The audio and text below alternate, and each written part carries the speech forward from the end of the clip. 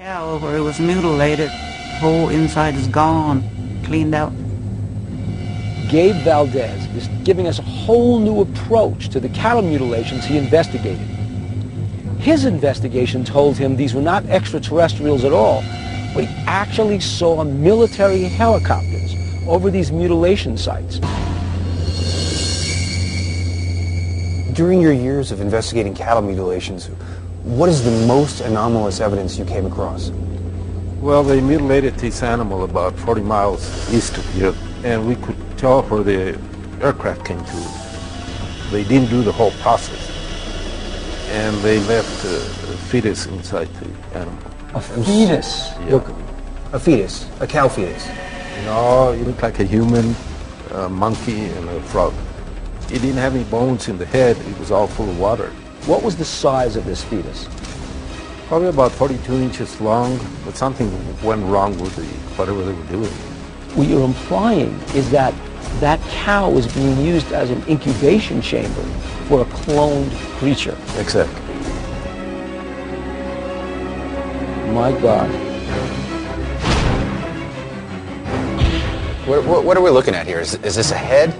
That's the front part is the head. This is bizarre. And was this open when you found it? Yeah, it was open. And are these the eyes? Yes. We really had to retrieve them back in order to see them.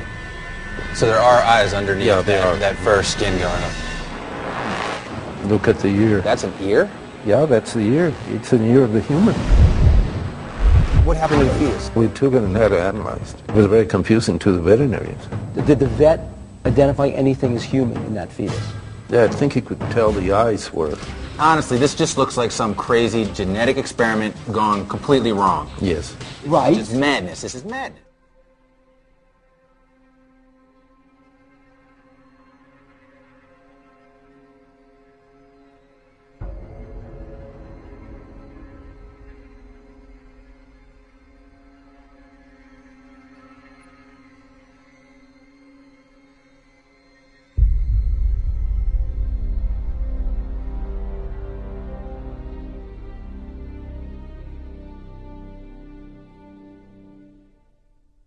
Richard Dawkins is the best example of this. His recent book, The God Delusion, has sold over 1 million copies worldwide. The God Delusion is my long-expected, long-worked-on, full-frontal attack on religion.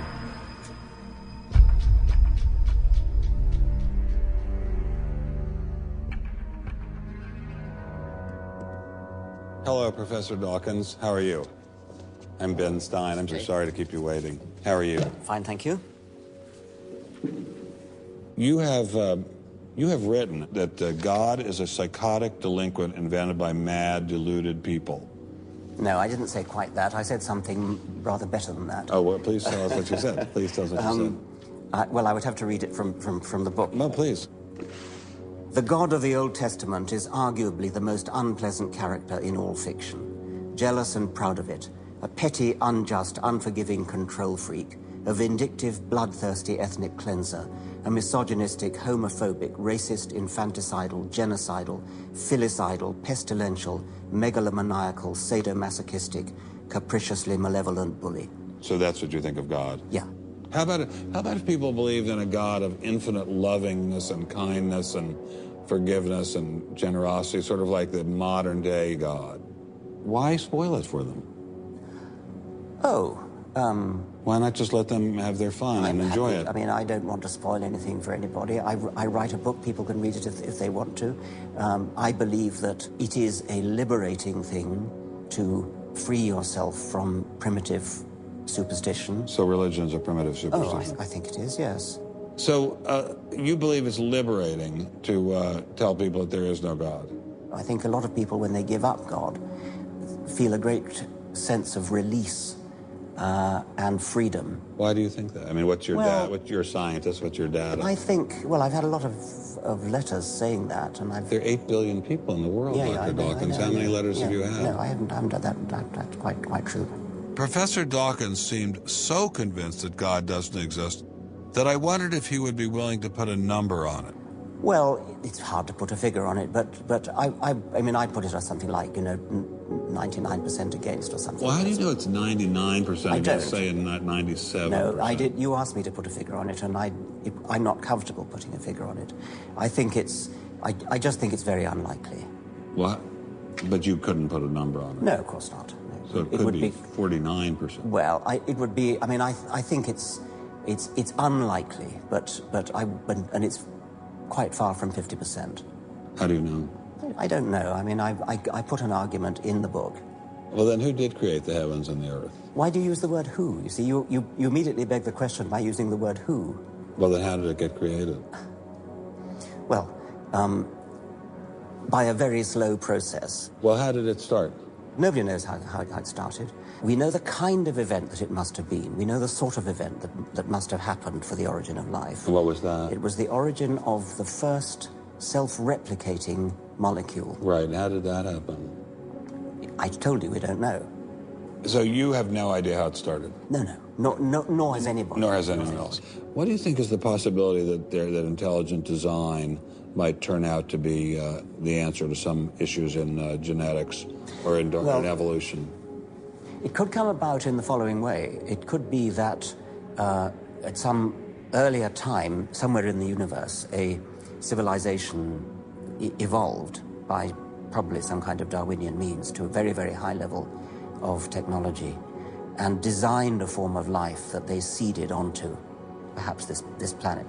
Now, that is a possibility and an intriguing possibility.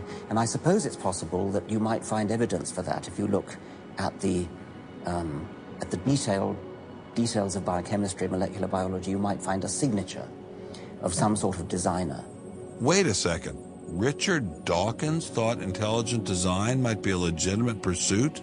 And that designer could well be a higher intelligence from elsewhere in the universe. Well, but that higher intelligence would itself have had to have come about by some explicable or ultimately explicable process. It couldn't have just jumped into existence spontaneously. That's the point. So Professor Dawkins was not against intelligent design, just certain types of designers, such as God.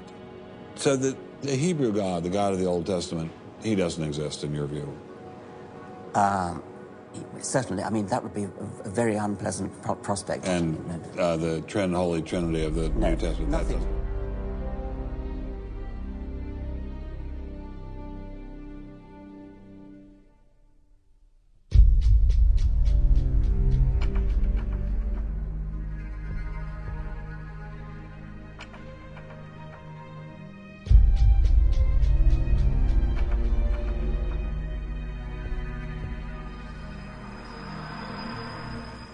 And I think it was just a catastrophic mistake to have someone like Dawkins address himself to profound issues of theology, the existence of God, the nature of life. He hasn't committed himself to disciplined study in any relevant area of inquiry. He's a crummy philosopher. He doesn't have the rudimentary skills to meticulously assess his own arguments. Genius guy, though.